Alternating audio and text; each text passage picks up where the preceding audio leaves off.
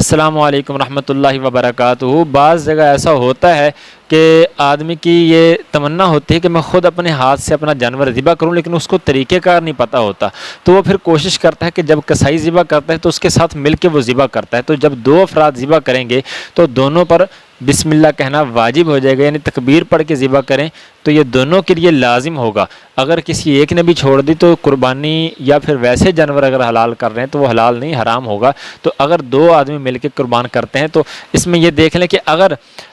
ایک آدمی قربانی کرتا ہے یعنی ذبح کر رہا ہے، دوسرے نے ویسے اوپر ہاتھ رکھ دیا یا ویسے چھری کو ہاتھ لگا لیا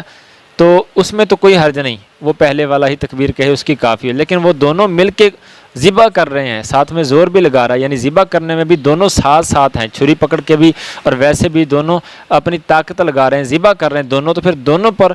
بسم اللہ یا بسم اللہ اللہ اکبر یا بسم اللہ واللہ اکبر یعنی تکبیر کہنا، اللہ کا نام لینا، یہ دونوں پر ضروری ہو جائے گا۔ تو اگر آپ کسائی کے ساتھ مل کے قربانی کرتے ہیں، ساتھ میں چھری چلاتے ہیں، زور لگاتے ہیں، تو آپ بھی تکبیر کہیے گا، ورنہ آپ کا جانور حلال نہیں ہوگا۔ اور اگر ویسے آپ اپنا ہاتھ چھری کے اوپر رکھ دیتے ہیں یا کسائی کے ہاتھ کے اوپر اپنا ہاتھ ویسے ہی رکھ دیتے ہیں، زور نہیں ساتھ لگاتے، ذبح کرنے ویسے برکت کے لیے ہاتھ رکھ دیتے ہیں، بعض شوق ہوتا ہے ان کو، تو اس میں کوئی حرج نہیں ہے۔ لیکن اگر آپ ذبح کر رہے ہیں، دو کر رہے ہیں یا تین کر رہے ہیں، جتنے آدمی بھی زور لگائیں گے ساتھ میں ذبح کرتے وقت، تو ذبح کرنے کے بعد نہیں، ذبح کرتے وقت، تو ان سبھی پر بسم اللہ اللہ اکبر یا بسم اللہ واللہ اکبر یا بسم اللہ یا اللہ کا نام لینا یہ ضروری ہوگا، تو پھر آپ کا جانور حلال ہوگا، ورنہ آپ کا جانور حلال نہیں ہوگا۔ اور اس کو آپ فتاوی فقیہ ملت جلد نمبر 2 کے اندر تفصیل سے دیکھ سکتے ہیں۔